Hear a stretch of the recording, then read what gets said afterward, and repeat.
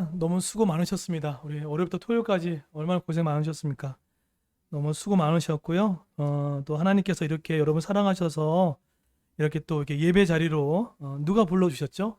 하나님께서 이렇게 불러주신 것입니다.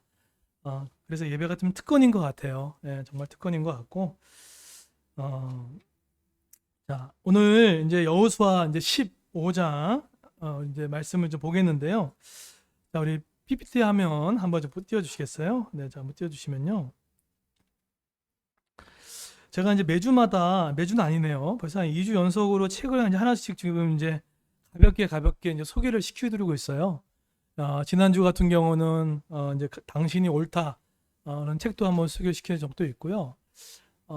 그리고 이제 이 책을 좀 이제 매주 이제 한 주마다 뭐 한 달에 한 번 정도, 두 번 정도 소개시켜 갔는데, 이 책은 그 와튼 대학교의 이제 종신 교수님입니다. 평생 뭐 연구비를 받고 뭐 죽을 때까지 이제 연구하는 이제 교수님인데, 이 애덤 그랜트라는 분인데 아마 이 전 세계 베스트셀러 책이 있었죠. 오리지너거스라는 책과 그 다음에 기브 앤 테크라는 책이 있죠. 그 책도 되게 뭐 전 세계적으로 엄청나 많이 팔렸고, 근데 이 책도 최근에 이제 5년 만에 나온 이제 책입니다. 근데 이 책을 제가 왜 이렇게 좀 주목하게 됐냐면 사고의 전환을 조금 해줬던 것 같아요. 그러니까 근데 이 책은 이제 어떤 질문으로 시작됐냐면 이런 질문이었습니다. 질문의 초점이 중요한데 어떤 질문으로 이 책이 만들어졌냐면, 왜 나는 누군가의 이야기를 무비판적으로 그냥 받아들이는가에 대한 질문의 시작으로 쓰여진 책입니다. 왜 나는 누구의 이야기를 무비판적으로 이렇게 듣고 받아들일까? 그러니까 그러면서 이제 이분이 이제 이런 이야기를 하더라고요. 코로나19 가운데 지금 이제 델타 이제 플러스 이 시대 가운데 세상이 요동치고 있잖아요, 그죠? 그러니까 뭐 계획을 못 세우고 있잖아요. 그러다 보니까 이렇게 인지하고 사고하는 것이 쉽지가 않은 거예요. 그랬을 때 어떻게 사고를 할 건가에 대한 이야기를 하는데, 이분은 인간 심리학자가 아니라 조직 심리학자입니다. 그래서 조직에 대한 부분들을 이제 과학적으로 증명해내는 이제 교수님이신데, 근데 이런 변화무쌍한 이 시대 가운데 어떻게 인지하고 사고할 것인가에 대한 중요한 질문을 던지고 있는데, 그 중에 첫 번째 질문이 뭐였냐면 이거였습니다. 어떤 질문을 했냐면, 다시 생각하고 배운 것을 고의적으로 잊어버려라 라는 어떤 이런 자신의 그런 증명된 경험치를 얘기하더라고요. 그러니까 다시 생각하라는 거예요. 어떤 이야기가 들렸을 때 다시 한번 생각하고, 또 배운 것을 고의적으로 잃어버린 것들이 중요하다라는 질문이었습니다. 근데 이것이 왜 중요하냐라고 이제 책을 쭉 읽다 보니까 이런 얘기를 해요. 많은 사람들이 의심의 불편함보다 확신의 편안함을 추구한다는 거예요. 그러니까 어떤 이야기를 들으면은 이렇게 나한테 좀 싫은 얘기하는 사람들 있잖아요. 나한테 부정적인 평가하는 사람들 있잖아요. 지적하는 사람들 있잖아요. 그죠? 근데 그런 것에 대해서 시간이 지나고 나이가 먹게 되면 자꾸 그런 사람들을 내친다는 거죠. 내친다고 하는 거죠. 그래서 의심의 불편함보다 확신의 편안함을 찾아간다는 거죠. 그러면서 책 내용 가운데 원래 스티븐 잡스가 원래 그 핸드폰을 만들 생각이 없었어요. 그런데 그 젊은 팀이 구성되어서 특별히 스티븐 잡스한테 가장 악평을 했던 사람들이 모였다고 하죠. 그래서 나왔던 게 핸드폰입니다. 그런 것처럼 우리가 이렇게 옆에서 그런 이야기 해줄 수 있는 사람이 없으면 자기 기만이 되고 또 발전할 수 없다라는 그 이야기를 하고 있다는 거예요. 그러면서 좀 두 가지를 적용하는데 이렇게 얘기합니다. 과학자적인 사고를 하라는 거예요. 여러분, 과학자적인 사고가 뭘까요? 이런 거죠. 과학적인 사고가 뭐냐면, 틀린 것을 틀리다고 얘기했을 때 그것에 대해서 과학자들 다 그렇지 않겠지만 괜찮게 여긴다는 거죠. 왜? 다음 가설을 세우고 또 연구하면 되니까. 이게 정말 좋은 과학자라는 거죠. 그리고 지적한 것에 대해서 또 수정해 나가면 되는지. 그래서 이런 과학자적인 사고를 통해서 발전될 수 있다라는 이야기를 하고 있습니다.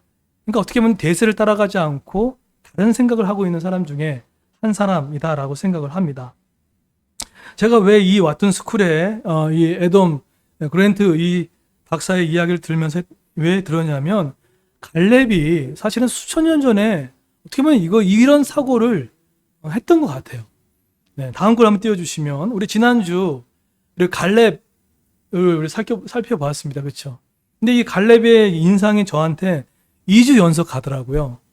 여러분 보세요. 이 갈렙의 사고와 이 왓튼 스쿨의 이 에던 그랜트 사고가 별반 다르지 않아요. 38년 동안 200만 명이 넘는 사람들이 똑같이 광야를 경험했습니다. 그리고 거기서 특별한 사람 12명을 착출해서 가나안 정탐꾼에 보냈어요. 그런데 10명은 정말 정상적인 사고로 보고를 했어요. 안압적 순이 있다. 크고 성읍이 크다. 해결할 수 없다. 정상적인 보고였어요. 그런데 두 명은 오히려 다른 보고를 했죠. 그런데 여기서 정말로 이 부정적인 평가를 받아들이지 않고 2명의 대세를 따라가지 않는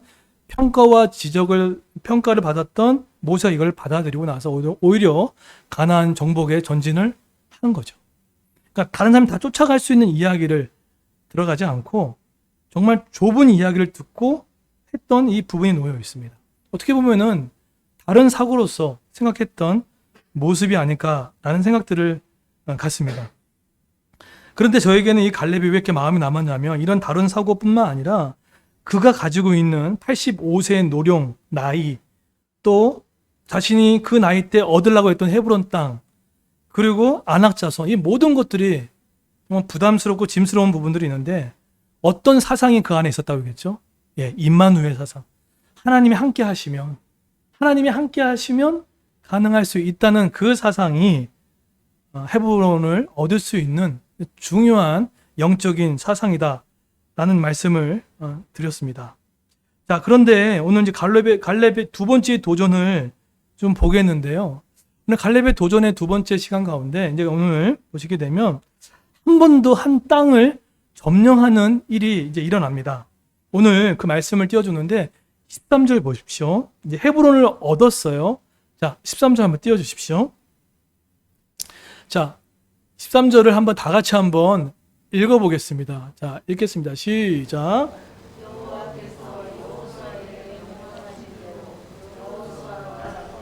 아르바 곧 헤브론을 갈렙에게 주었으니 아르바는 아낙의 아버지였더라. 예. 여러분, 이제 성경을 좀 꾸준히 읽는 분들은 여기서 어떤 질문이 나와야 됩니다. 왜냐하면 여호수아 11장 이후로 가나안의 모든 정복 전쟁은 끝났습니다. 그렇죠? 끝났고 나서 12장부터 15장까지 분배의 모습이 나왔단 말이에요.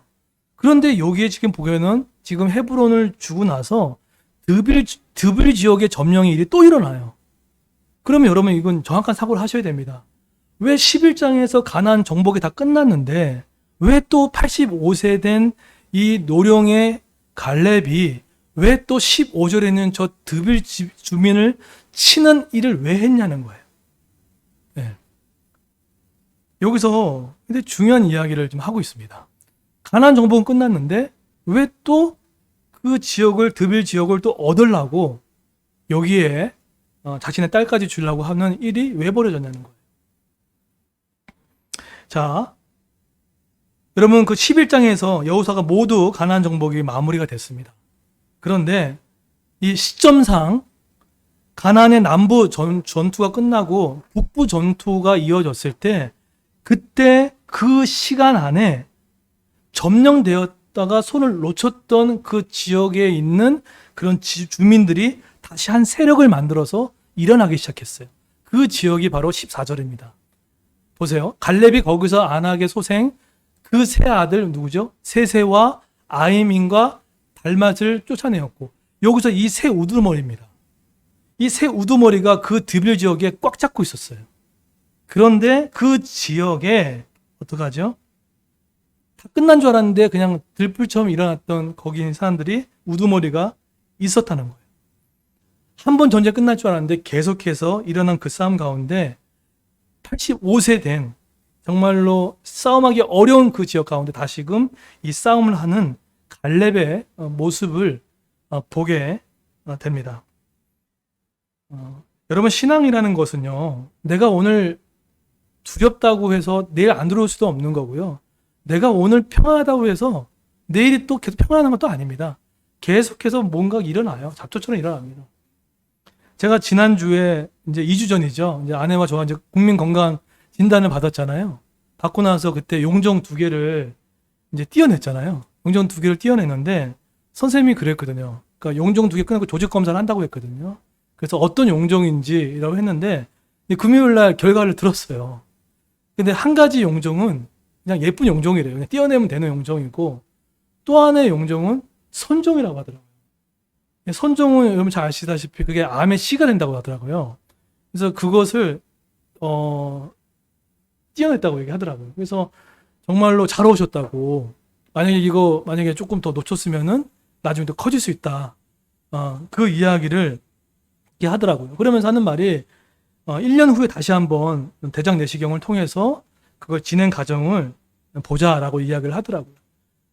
여러분 이런 제 안에 있는 우리 안에 있는 용종도 마찬가지고 이런 것도요. 나중에 시간 지나면 또 자라납니다. 마찬가지로 우리가 아무리 죄로 내가 넘어졌다고 해서 죄가 깨끗이 해결되는 것이 아니라 또 계속해서 일어나고 계속해서 일어나요. 그래서 계속해서 영적인 대장 내시경, 영적인 내시경을 우리를 자꾸만 비추지 않으면 언제 어떻게 될지 모르는 부분들이 일어날 수 있습니다. 마치 가나안 남부 전투 끝나고 북부 전투 가운데 그 기간에 이 새 우두머리 일어나서 이 헤브론 땅을 점령할지 또 누가 알았겠습니까? 그렇듯 계속해서 우리가 영적인 내시경으로 계속해서 바라보지 않으면 자꾸 일어난다는 거예요. 우울뿐만 아니라 공황도 마찬가지입니다. 계속해서 점검하지 않으면 계속 일어나요. 안고 살아가는 겁니다. 그런데 이렇게 살아갔을 때 오늘 15절에 보시게 되면 오늘 그 지역이 어디입니까? 거기서 올라가서 드빌이라는 지역입니다. 여러분 이 드빌이라는 것은 옛날 이름이 있습니다. 뭐라고 하죠? 기럇 세벨이라고 해요. 근데 이 지역이 역사가의 고증에 의하면 어떤 지역이었냐면 이 뜻이 뭐냐면 길랏 세벨이 뜻이 뭐냐면 책의 도시라는 뜻입니다. 그리고 기록의 도시. 그 당시 이 지역에서 젊은 사람들을 교육했던 장소였다고 합니다. 그게 바로 지금 드빌, 옛날 이름을 길랏 세벨이랬다는 거예요. 근데 이 지역도 사실은 85세의 노령 갈렙이 사실 얻기에는 어려운 땅이었던 거예요. 매우 강하고 정복에 어려움이 있었던 땅이었습니다. 그런데 이 지역 가운데 굳이 할 필요가 없는 이 지역 가운데 갈렙이 어떻게 합니까? 우리 16절 보십시오. 이렇게 보시게 되면 자, 한번 읽어볼까요? 이 갈렙이 굳이 헤브론만 얻으면 되는데 굳이 또 여기를 가게 되면 어떻게 합니까? 어떤 보상을 내걸죠. 보상의 내용을 한번 읽어볼까요? 읽겠습니다. 시작. 갈렙이 말하기를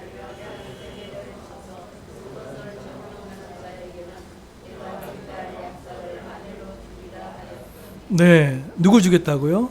악사를 딸을 주겠다는 거예요. 그런데 이제 저 이야기가 이 현대를 살아가는 우리에게 이제 불편한 이야기죠. 아니 어떻게 딸의 동의를 구하지 않고 딸을 줄 수 있어? 할 수 있잖아요. 근데 이건 고대 근동 문화입니다. 그래서 혁혁한 공을 세웠던 장군들이 있으면 자기 딸을 줌으로 인해서 그 공로를 치하했던 그 대표적인 사람이 누구였습니까? 또 누구였죠? 사울이 그랬죠. 골리앗을 물리쳤을 때 또 딸을 주었던 그런 것처럼 문화였습니다. 자, 그런데 왜 이 갈렙이 이 자기 딸까지 주면서까지 왜 이 드빌 지역을 그토록 원하였는지 왜 그랬을까요? 왜 이렇게 집중했을까요? 85세 들어가기도 어렵고 또 자기 딸까지 주면서 왜 이렇게 공들여 갔을까요? 이 문제를 풀려면 창세기로 넘어가야 됩니다. 이거는 갈렙의 머리여서 나왔다기보다는 창세기부터 이것이 흘러나갑니다. 여러분 여쭤볼게요.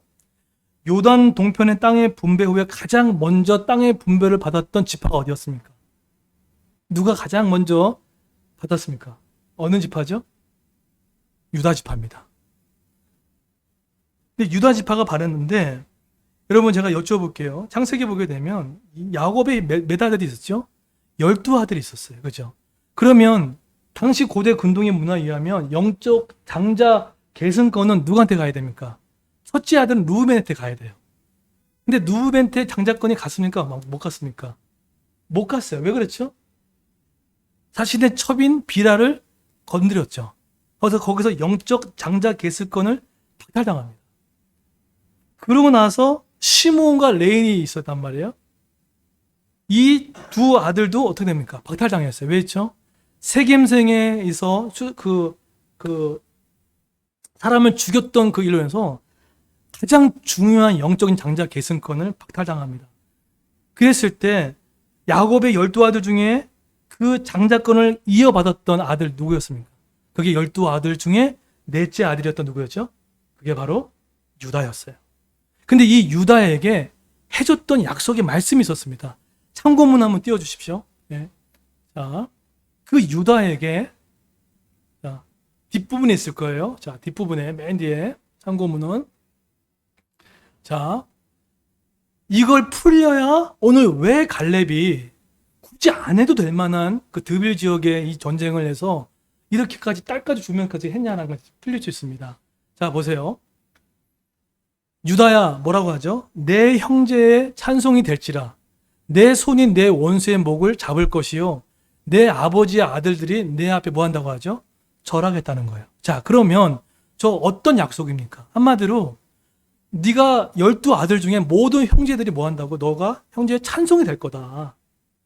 그리고 네 아들들이 어떻게 한다고요? 네, 너 앞에 절을 할 거다. 이런 지금 축복을 받는다는 거예요. 그리고 9절에 보세요. 유다의 뜻이 뭡니까? 유다의 뜻이 뭐죠? 암사자, 숫자사라는 뜻이죠. 근데 유다 너는 뭐라고요? 사자 새끼로 돼 내 아들아 너는 움킨 곳을 찍고 올라갔도다. 이거 나중에 정복 전쟁할 때 유다가 용맹스럽게 가나안 정복을 하는데 날카롭게 했던 그 말에 그대로 성취됩니다. 그 용맹성을 드러내죠. 그때 분배받았던 이제 그 땅이 바로 어느 땅입니까? 그 땅이 바로 유대 땅이에요. 제가 여쭤볼게요. 헤브론이 어느 지역에 있었습니까? 어느 지역에 있었습니까? 헤브론이 어느 지역에 있었을까요? 유대 지역에 있었어요. 여쭤볼게요. 그럼 드빌은 어디 지역에 있었을까요? 드빌은 어느 지역에 있었을까요? 네, 드빌은요, 유다 남부 지역에 속해 있는 곳이에요.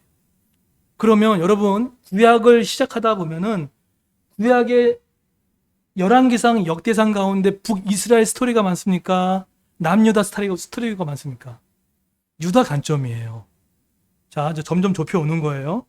그런데 나중에 지금 드빌 지역, 지금 왜 나이가 그렇게 먹고 왜 노력에도 불구하고 그 지역을 얻으려고 했냐면 사실은 갈렙이 뭔가 얻으려고 했던 노력보다는 사실은 창세기 49장에 저 언약의 말씀이 지금 어떻게 되는 겁니까?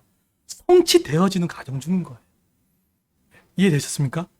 네. 지금 갈렙은 스스로는 갈렙이 뭘 한 것 같지만 야곱이 400년 지난 후에 오차 없이 그 약속의 언약의 축복의 기도가 흘러와서 이 지역 가운데 이 드빌 지역을 얻게 됐던 거예요. 여러분, 이 드빌 지역이 정말 좋은 장소예요. 좀 포도원이 되고요. 비옥하고 경작이 시킬 만한 좋은 땅이었습니다. 근데 이 땅을 얻게 되는 거죠. 여쭤볼게요. 갈렙의 노력을 위해서 얻어진 것도 있겠지만 뭡니까? 오래전에 약속했던 그 말씀, 약속의 신실하신 하나님께서 말씀이 흘러 들어가서 결국은 이 갈렙을 통해서 이루어진 사건이라는 거죠. 어떤 일을 잘해서가 아니라 전적인 하나님의 은혜로 이것들을 이루어준 것을 보게 됩니다. 여러분, 그래서 제가 오늘 이것을 보면서 요즘에 여러분 이런 경험들 많이 하십니까? 저는 요즘에 이런 경험을 참 많이 하고 있는 게 뭐냐면 시간이 자꾸만 제가 나이가 점점 조금씩 더 이제 먹어가고 해보니까 어떤 일이 이루어졌잖아요. 어떤 일이 이루어졌는데 오늘 아침에 그런 생각이 들더라고요. 옛날에 기도했던 내용이 응답된 거였던 거예요. 그러니까는 저는 제가 이 설명을 어떻게 될까? 하나님이 400년 후에 주겠다는 약속을 지금 이루신 것이 현실을 살아가는 나에게 뭐가 이렇게 와닿나? 라고 봤을 때 이러더라고요. 우리가 기도를 막 올려드리잖아요. 그죠? 여러분, 제가 우리 11시 15분부터 11시 30분 기도할 때 모든 암이 떠나게 해달라고, 드러나게 해달라고 했던 기도했던 것들이 있죠. 근데 그 혜택을 제가 볼 줄 누가 어떻게 알았겠어요? 네. 그리고 우리 송양수 고모님 볼 줄 누가 알았겠어요? 그런 것 같아요. 우리는 기도를 통해서 우리는 하나님께 약속을 올려드리지만 하나님께서 우리는 다 잊어먹잖아요. 여러분 기도했던 거, 어제 했던 거 다 기억하세요? 근데 그 하나님께서 기도의 내용들이 때가 되고 준비가 되었을 때 하나님께서 신실하게 기도의 약속을 통해서 응답해 주시는 것들을 보게 되는 거예요. 그런데 여기에 나중에 갈렙이 잘해서라기보다는 약속의 말씀에 성취해 나간 하나님의 묵묵한 약속의 걸음이 있었다는 거죠. 여러분 요한계시록에 보게 되면 24 장로가 이 면류관을 하나님께 던지죠. 왜 던집니까? 알고 봤더니 내가 잘해서 왕관을 얻은 걸로 생각했는데 그게 아니었죠. 예수 그리스도의 보혈의 은혜였고 공로로 자기가 왕관에 쓴 거구나. 그걸 알았다는 거죠. 여러분 지금 이런 공로를 돌리는 부분들, 어쩌면 그런 하나님께서 우리가 지금 어떤 일을 잘해서가 아니라 그 하나님의 약속이 묵묵히 우리를 이끌어 가시고, 그래서 여러분 신앙생활 열심히 하는 것도 중요하지만 때로는 넘어져도 걱정하지 마세요. 좀 게을러져도 너무 염려하지 마세요. 왜죠? 하나님의 약속의 걸음이 더 크세요. 네. 그러면 넘어져 있잖아요. 그러면 툴툴 그냥 다독이고 또 끌고 가십니다. 내가 신앙을 가는 게 아니에요. 하나님이 그냥 쓰러져 있으면 툴툴 위로하고 조금 먹을 거 주면서 그냥 끌고 가세요. 그냥. 신앙생활은 악바리로 하는 게 아닙니다. 하나님께서 약속하는 이 은혜의 언약의 말씀을 끝까지 내가 너희가 영원히 함께하겠다는 그 말씀처럼 끝까지 가겠다는 거예요. 그래서 여러분 부모님 계십니까? 자꾸 우리 자녀들을요, 약속의 기도의 말씀 맡겨야 돼요. 그래야지 그 약속의 말씀이 자녀를 이끌어 갑니다. 네, 우리가 자녀를 목에 이끌어 갑니다. 자꾸 그런 훈련들을 해줘야 돼요. 그래서 우리 주일학 예배 드릴 때 축복 기도하는 거 우습게 여기시면 안 돼요. 여러분 출근 전에 아이들한테 하는 기도 우습게 여기시면 안 돼요. 그리고 가정 예배 드릴 때도 이렇게 기도해 주는 것들이요, 여러분 다 까먹어도요, 우리는 그냥 습관처럼 들어서 다 까먹어도 하나님은 기억하셨다가 그 약속의 기도의 내용들을 가지고 끌어가십니다. 자, 이런 부분들을 통해서 이 드빌 지역은 바로 그 야곱이 예언했던 그 400년 지나도 끝까지 오차없이 약속을 지키신 하나님이 이런 것을 보게 됩니다. 그런데 여기에 보세요. 10절에 보세요.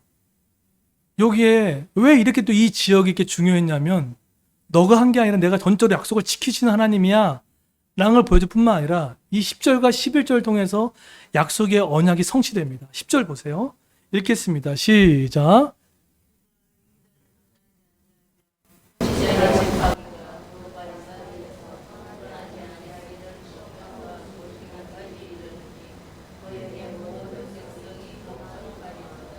여러분 잘 보세요. 규가 뭐죠? 규? 구약에서 왕들의 규가 이런 지팡이 같은 것들입니다. 그래서 이렇게 내밀어주면 그걸 잡고 나올 수 있었어요. 에스더에서 나오죠. 규가 나와요. 그러니까 왕의 통치권 같은 겁니다. 이게 규화예요. 근데 유다에게 뭘 약속해 줬죠? 떠나지 않겠다고. 근데 나중에 보면 알겠지만 63절에 하게 되면 유다가 여부수 사람을 쫓아내지 않았어요. 그러니까 형편없는 민족이에요. 그러니까 뭔가 특별하게 인격적으로 뭐 잘한 게 없어요. 근데 저 약속의 언약이 뭡니까? 어떡하죠? 떠나지 않겠다고. 근데 거기 가운데 언제까지요? 실로가 오시기까지요. 실로가 보이시죠? 실로가 뭡니까? 실로가 뭐죠? 실로는 원뜻이 안식의 장소라는 뜻입니다. 그리고 다른 말로 메시아를 의미합니다. 실로예요. 그러면 메시아 또는 안식의 장소예요. 누가 진정한 안식을 주십니까? 누가 진정한 안식을 주십니까? 네. 그 실로를 통해, 유대 지파를 통해서 누가 오셨습니까? 예수 그리스도시죠.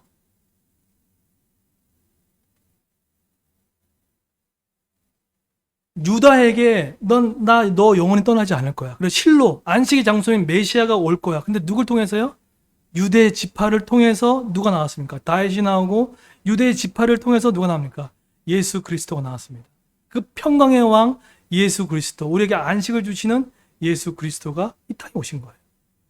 그러면 여쭤볼게요. 왜 갈렙이 왜 그 유대 남부 지역에 있는 드빌 지역을 굳이 할 필요가 없는데 왜 그걸 얻었을까요?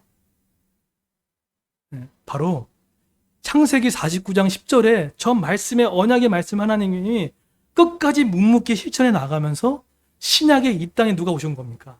예수 그리스도가 이 땅에 오게끔 했던 것이고, 갈렙은 인식했던 못했던 한에 뭘 지금 준비하고 예비하고 있었습니까? 이 땅에 오실 예수 그리스도를 예비하고 있던 누구였습니까? 그 사람이었다는 거예요. 본인이 그걸 알아서 했는지 모르겠지만 그 유대 지역, 유대 지파를 통해서 오시는 그것을 예비했던 그 사람이 바로 갈렙이었다는 거예요. 그렇기 때문에 헤브론을 요구했던 거예요. 그 유대 지역을 통해서 예수가 오시기 때문에 바로 갈렙이. 그래서 갈렙의 믿음이 좋다, 충성스럽다, 그걸 뛰어넘어서 약속을 성취하시고 그 땅 가운데 영원한 평강과 안식을 주시는 예수 그리스도가 오시는 성취를 하시기 때문에 갈렙의 임무를 통해서 이 땅에 왕이 오셔야 된다. 진정한 안식을 주시는 그분이 오셔야 된다. 그 말씀을 드러내길 원했다는 것입니다. 여러분, 오늘날 우리에게도 이 성경 66권이 우리에게 이러한 약속의 말씀을 성취하시는 그런 우리 성도 되기를 소망합니다. 하나님께서는요, 저는 시간이 가면 갈수록, 나이가 먹으면 먹을수록, 또 목회를 많이 하면 할수록 자꾸 더 붙잡고 싶은 게 사람의 말을 붙잡는 것보다 기록된 하나님의 말씀을 더 붙잡으려고 하는 것들이 생기더라고요. 왜 그럴까요? 이 말씀은 아들을 십자가에 걸고 내건 약속이기 때문에 반드시 뭐합니까? 이루십니다. 고민과 염려가 있을 때 저는 마태복음 6장 33절을 외워요. 길을 몰랄 때는 범사의 그를 인정하라. 그리하면 내 길을 지도하시겠다는 그 말씀을, 약속을 선포합니다. 몸이 아팠을 때는 여호와 라파 되신 하나님을 선포합니다. 약속하신 거거든요. 또 앞이 보이지 않으면 넌 내게 부르짖어라. 그리하면 내 길을 보이시겠다는 그 약속을 믿고 나갑니다. 근데 그 약속이 당장 이루어질 수도 있지만 나중 400년 뒤에 이루어질지, 수천 년이 지날지 그건 어떻게 알 수 없습니다. 저는 그래서 갈렙이 오실 예수님을 예비했던 것처럼 우리 그레이스 교회, 또 우리 그레이스 교회로 개척자의 소명으로 부르신 이 교회가 왜 중요할까요? 바로 앞으로 오실 예수님의 길을 예비하는 자로서 저는 이 땅 가운데 부름심 받았다고 생각합니다. 여러분, 교회만이 할 수 있는 게 있습니다. 세상이 가르쳐줄 수 없는 게 있습니다. 복음은 세상이 못 가르칩니다. 또 세상은 영혼구원을 할 수 없습니다. 또 세상은 아무래도 무조건적인 사랑을 안 알려줍니다. 근데 오직 피로 산 몸된 교회, 이 땅에 오신 예수께서 사신 이 교회는 무조건적인 십자가의 사랑을 말할 수 있고 복음을 말하며 또 있는 그대로 품으신 하나님의 사랑을 말할 수 있는 교회, 오실 예수님을 준비할 수 있는 이 실로를 기다릴 수 있는 이 교회 여러분을 부르셨던 겁니다. 온라인과 우리 현장에서 드렸던 여러분들, 이 땅에 다시 오실 겁니다. 세컨 두 번째 재림하실 겁니다. 그때까지 갈렙처럼 하나님이 오실 그날까지 힘들지만 어렵지만 그 일 가운데 하나님께 약속을 이루실 거고, 그 약속 가운데 하나님이 우리를 통해서 넘어져도 끌고 가실 겁니다. 또 게을러도 끌고 가실 겁니다. 왜죠? 하나님의 약속의 걸음이 우리가 더 크십니다. 그런 약속의 언약의 말씀 붙들고 가는 저와 여러분 되기를 예수님의 이름으로 축원드립니다. 예.